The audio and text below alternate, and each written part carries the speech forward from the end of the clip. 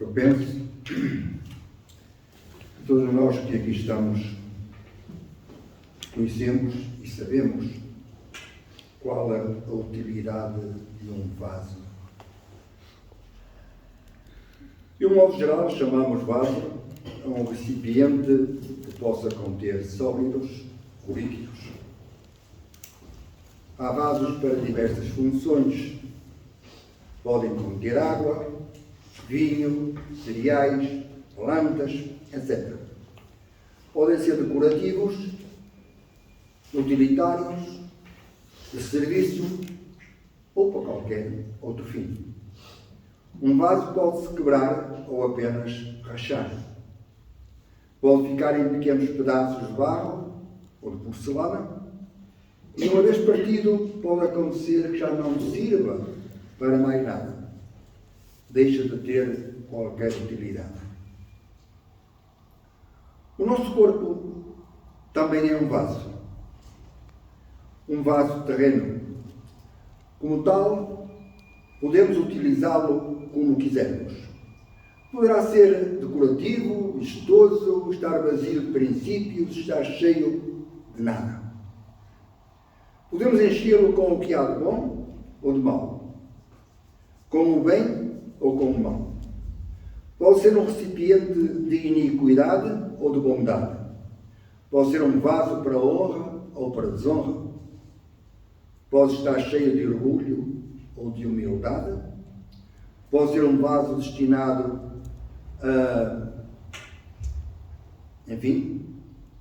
adquirindo conhecimento da palavra de Deus. Pode ser um vaso destinado a ser adornado de beleza, de santidade, ou então rejeitando as Escrituras de fialdade e de malícia. Pode, portanto, concluindo, pode ser um vaso digno ou indigno. Seremos aquilo que nós quisermos ser. Se nos deixarmos guiar pelo mundo, seremos vasos de desonra, vasos quebrados, montão de ruínas, ou proliferarão as obras da carne, tais como impureza, idolatria, feitiçaria, contendas, ciúmes, iras, inimizades, invejas, bebedices, etc.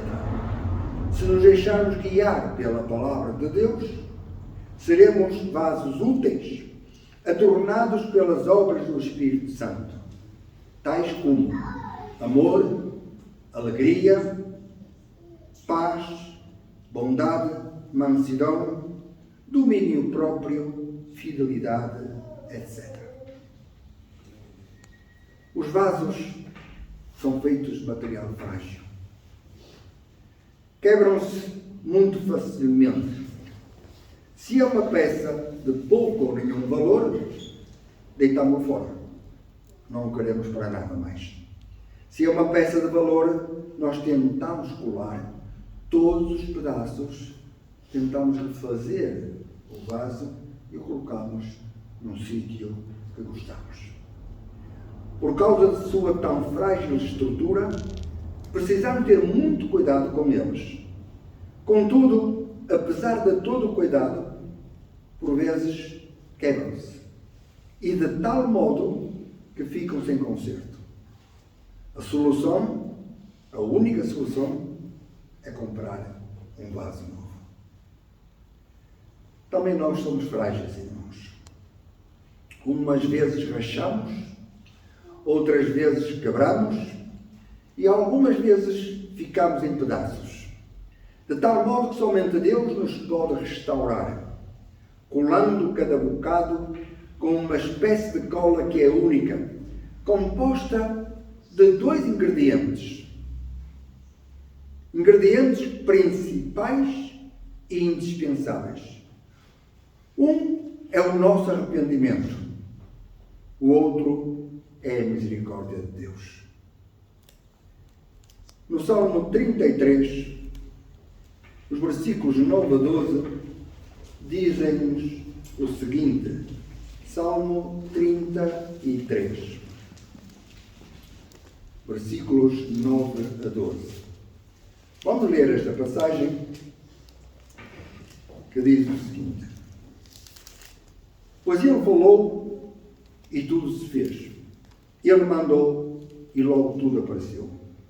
O Senhor desfaz o conselho das nações, anula os intentos dos povos. O conselho do Senhor permanece para sempre e os intentos do seu coração para todas as gerações. Bem-aventurada é a nação cujo Deus é o Senhor, o povo que ele escolheu para a sua herança. O Senhor olha lá do céu e vê todos os filhos dos homens.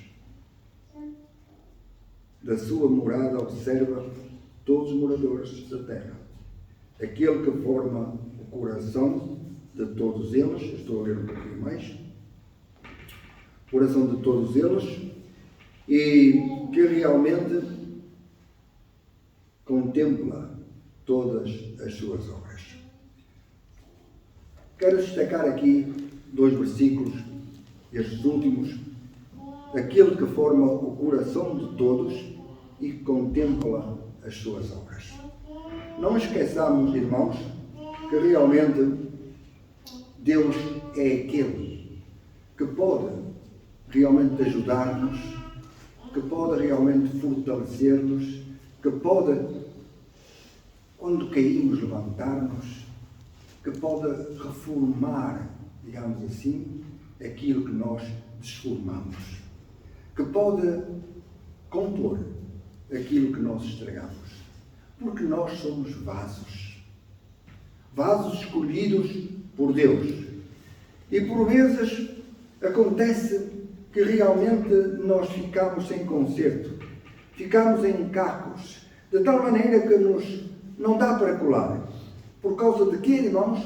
Do nosso orgulho, da nossa teimosia em querermos ser como somos e não como Deus quer que nós sejamos.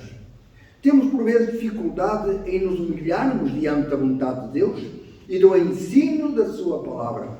Temos dificuldade em aceitar a verdade, em pôr em prática aquilo que ouvimos, aquilo que escutamos. É-nos demasiado penoso, por vezes, deixar os nossos costumes, que a nós nos podem parecer tão inocentes, tão insignificantes, mas que às vezes nos impedem de lermos mais a palavra de Deus, de virmos a uma reunião de estudo ou ao culto. Às vezes nos impedem de sermos como Deus quer que nós sejamos, porque achamos que são coisas insignificantes. Mas, irmãos, os nossos defeitos, as palavras inconvenientes que às vezes saem da nossa boca, Deus não aprova. Não queremos por vezes ceder, porque achamos que perdemos a nossa superioridade, que nos tornamos inferior aos outros e gostamos de sentir superiores. Qualquer, pois, que a si mesmo se exaltar, será humilhado. E qualquer que a si mesmo se humilhar, será exaltado. São palavras de Jesus.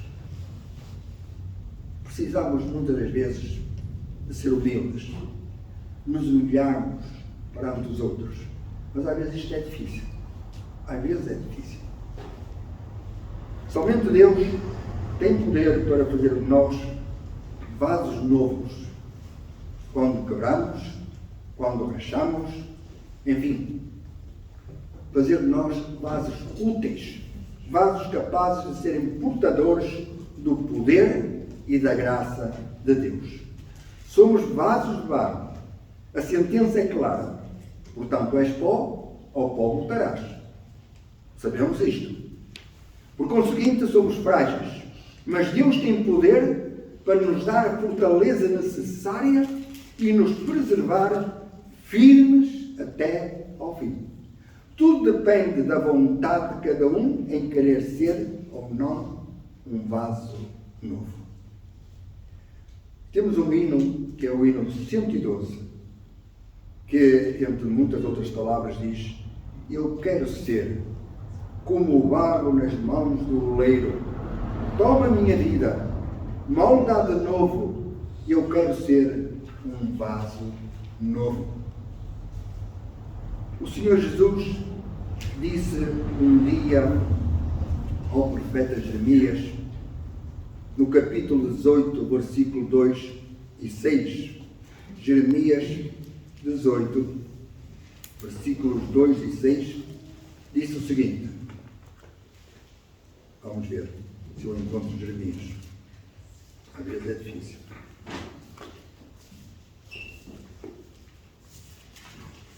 Capítulo 9, desse versículo 22 a 26.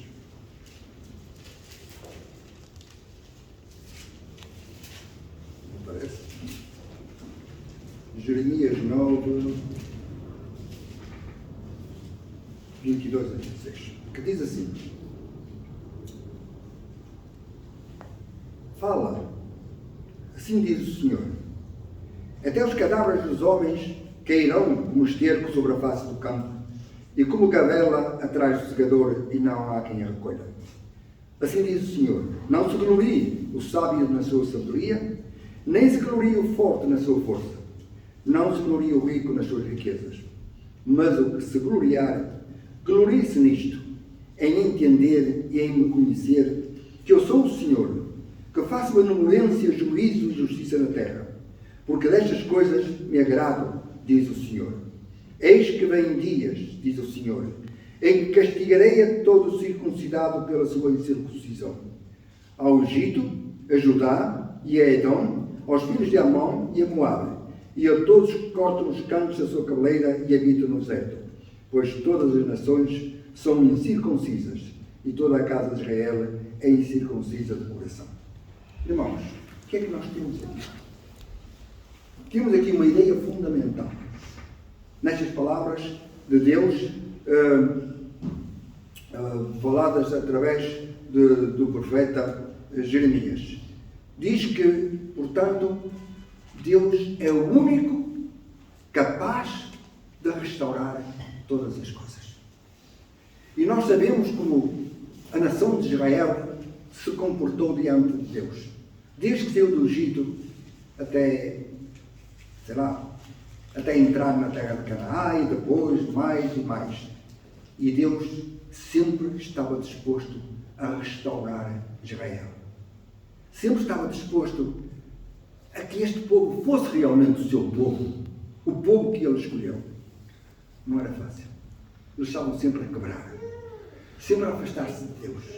Criavam ídolos, criavam altares, criavam toda a forma de adoração, desprezando Deus que os tinha salvado da escravidão do Egito.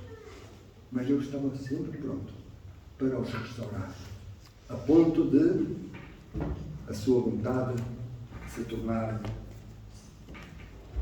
uma realidade. De que esta nação fosse a sua nação. De que esta nação realmente fosse o povo de Deus. Portanto, irmãos, o hino que nós lemos, que eu falei, o hino número 112, é um hino que diz que nós somos, onde pedimos a Deus que faça de nós vasos para a sua honra. O Senhor disse, portanto, que Israel seria o seu povo, seria a sua nação. Nós hoje somos o povo de Deus, somos a nação que Deus escolheu para levarmos aos gentios uma mensagem de salvação e de vida eterna. Por que devemos desejar ser vasos novos, irmãos? E sendo vasos novos, que utilidade teremos como tal? Qual será a nossa utilidade? Romanos capítulo 9, temos aqui mais uma passagem que vamos ler. Começando aqui também com o versículo 22, que nos diz o seguinte: e que direis se Deus, querendo mostrar a sua ira e dar a conhecer o seu poder, suportou com muita paciência os vasos da ira preparados para a perdição, para que também desse a conhecer as riquezas da sua glória nos vasos de misericórdia que de antemão preparou para a glória, os quais, diz Paulo, somos nós, a quem também chamou, não só dentre os judeus, mas também dentre os gentios. Como diz ele também em Oseias: chamarei meu povo ao que não era meu povo, e amada à que não era amada. E sucederá que, no lugar em que lhes foi dito: vós não sois meu povo, aí serão chamados filhos do Deus vivo. Somos filhos do Deus vivo. Somos vasos nas mãos de Deus. E nós temos realmente que ser úteis para que Deus se agrade de nós. Deus quer que sejamos vasos de bênçãos, onde outros possam beber e encontrarem uma mensagem que os conduza por um caminho, o único caminho onde possam encontrar-se com Jesus, o Salvador do mundo. Temos que ir ao encontro desses que não são um povo de Deus, mas que podem ser, e levar-lhes realmente uma mensagem de salvação, de vida. E foi para isso que Deus nos chamou. E foi para isso que Deus nos conduziu até aqui, para sermos vasos de bênçãos. Ainda o hino 203 também diz: quero ser um vaso de bênção, faz-me vaso de bênçãos, Senhor. Na verdade, que tipo de vaso queremos ser, irmãos? De honra ou desonra? De bondade ou de iniquidade? De luz ou de trevas? De bênção ou de maldição? Um vaso carnal ou espiritual? Um vaso quebrado ou um vaso novo? Já aqui eu disse algumas vezes que frequentemente cantamos apenas por cantar. Cantamos por cantar. Gostamos da melodia ou da letra, mas não tomamos a sério o conteúdo do cântico. Não tomamos a sério aquilo que estamos a dizer para Deus ou oferecer a Deus. O que tem de espiritual nesse hino, isto é, a mensagem para nós contida nesse hino. Várias vezes Jesus, quando ensinava o povo, dizia: quem tem ouvidos para ouvir, ouça. Nós precisamos de ouvir aquilo que cantamos, sentir aquilo que cantamos. E hoje esta prática tem que estar presente na vida de cada um de nós. Temos que entender o que ouvimos e considerar a importância daquilo que escutamos ou dizemos, porque temos que ser responsáveis. Não podemos esquecer que quando cantamos ou quando oramos, estamos a falar com Deus. Precisamos de ouvir o que Ele está a dizer-nos. Ou quando estudamos a palavra de Deus, temos que pensar, meditar naquilo que estamos a estudar, naquilo que estamos a ouvir, para que possamos pôr em prática, agradando a Deus. Cantar é também uma forma de falar com Deus. É uma oração com melodia. Um cântico é uma oração com melodia. Logo devemos ser sinceros no que dizemos e sentir o desejo de que isso mesmo seja uma realidade na vida de cada um de nós. Os cânticos que entoamos, as palavras que elevamos à presença de Deus, têm que ser sinceras, têm que ser reais e efetivos. Quantas vezes já cantámos os hinos atrás mencionados?